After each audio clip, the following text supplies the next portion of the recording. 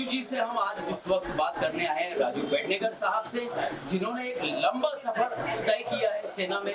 आदरणीय बाला साहब ठाकरे जी से जिन्होंने आशीर्वाद प्राप्त किया था। सर, आपका बहुत बहुत स्वागत है हमारे चैनल में।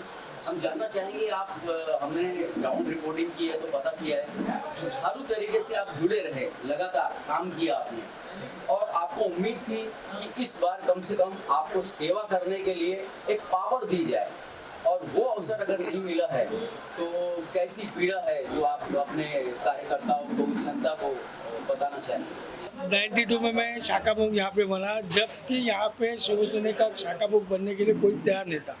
हमारी सरसों विधानसभा के जोगेश्वरी इलाके में बाला साहब जी ने मुझे जिम्मेदारी दी, और उसके बाद में लोगों के सपोर्ट से लोगों को जोड़ना, जब सबको साथ में लेकर के छोटे काम करते हुए, हमारे उस वक्त के विधायक जो थे शांताराम आमरे जी, उनके मार्गदर्शन में हमने यहाँ पे पूरा संगठन खड़ा किया।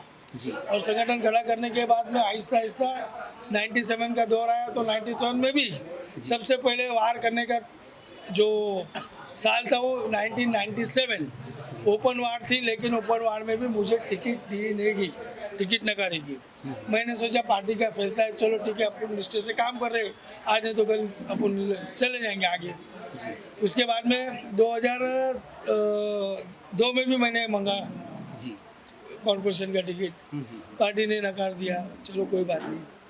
17 साल कंटिन्यू पार्टी का काम करते, लोगों की सेवा करते करते हुए फिर 17 साल के बाद मुझे ऐसा मौका मिला। उस वक्त में पार्टी में फूट पड़ गई थी, नारायण राणे चले गए थे, आपके राज ठाकरे जी चले गए थे, सारे लोग पार्टी छोड़ के चले गए थे, पार्टी के बीच में दरार पड़ी थी।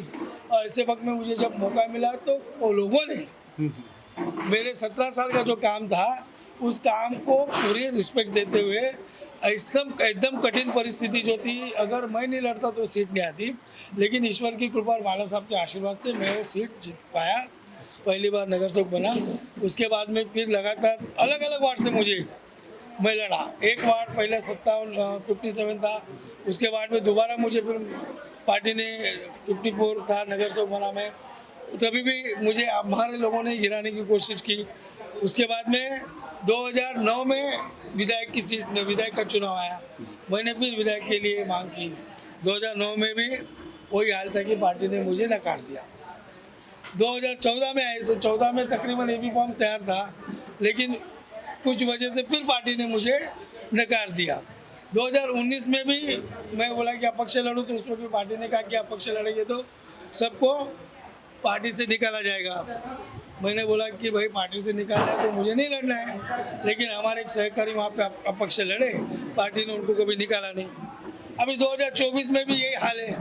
अभी मेरिट में पार्टी ने मुझे देना चाहिए था। मैंने पार्टी को कहा, आदरणीय उद्धव साहब से कहा कि साहब मैं ये सीट आपको चुन के ला के देता, आपको सीट चाहिए, व्यक्ति चाहिए, आपको सीट चुन के लाने की जिम्मेदारी मेरी, नहीं तो मैं जिंदगी में कभी सीट नहीं, चुनाव नहीं लड़ूंगा। मैंने साहब को पत्र लिखा कि मेरी जिंदगी में मैं चुनाव नहीं लड़ूंगा। मैंने हमारे वरिष्ठों को कहा, अगर ये सीट मैंने आपको लाके नहीं दी तो मैं फांसी से लटक जाऊंगा। ये सीट जो है ये वर्षा विधानसभा से राजू पेडनेकर जीत चुका है, बात आप ध्यान में रखो। और मैं उद्धव साहब को मिल करके बोलूंगा कि उद्धव साहब ये देखो सीट जीत के लाए।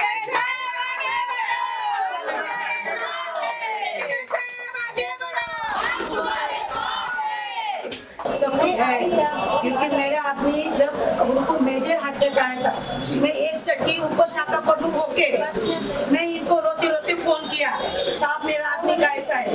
साहब बोले ताई रो मत, तुमको रोने की कोई जरूरत नहीं है। मैं बोली साहब मैं ऊपर लेके जा रही हूँ। नहीं, तुम कोकिला बहन में लेके जाओ, बाद में मैं कुछ क्या होगा मैं देखता हूँ।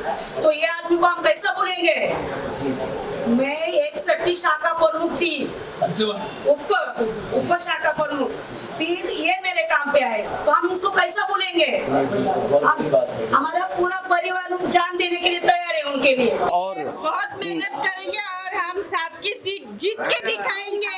आगे साहब आगे बढ़ो, हम तुम्हारे साथ हैं। साहब आगे बढ़ो, हम तुम्हारे साथ हैं। मेरे खुद लड़के का एडमिशन नहीं हो रहा था जी तो पेंडेकर साहब ने ही मेरे लड़के का एडमिशन करके दिया। और हमारे यहाँ पे 2-3 महीने से पानी नहीं मिल रहा था तो उनके एक फोन पे बीएमसी वाले आके मेरे घर का काम करके गए।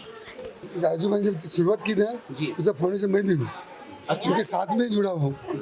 अब मैं कोकनी मैडम जो है हमारी महिला शाखा प्रमुख है, मैं यहाँ पे शाखा प्रमुख है, लेकिन मैं हम लोग कार्यकर्ता बोल के काम किए। लेकिन राजू पेंडेकर नकुल से लेकर पाल तक मैं जानता हूँ उनको। उन्होंने गरीब से गरीब लोग, उनको कभी खाली हाथ नहीं भेजा।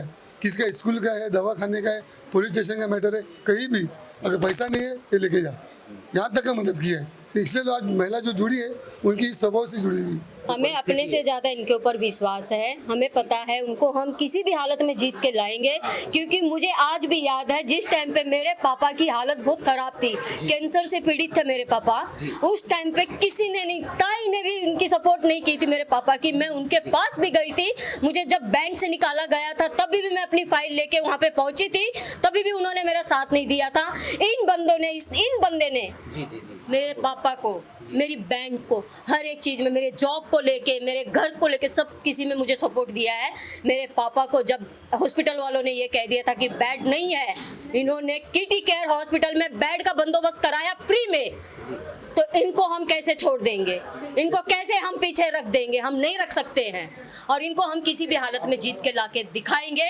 और उद्धव साहब ठाकरे ने बहुत बड़ी गलती की है, बहुत बड़ी गलती की है, जो कि इनको ना चुना। ठीक है, उनको कह देना ये चीज कि अगर बंदे में दम है तो फिर पार्टी के मोहताज नहीं होते हैं। अगर जनता साथ में है तो आपकी विजय सुनिश्चित हो जाती है। जय महाराष्ट्र।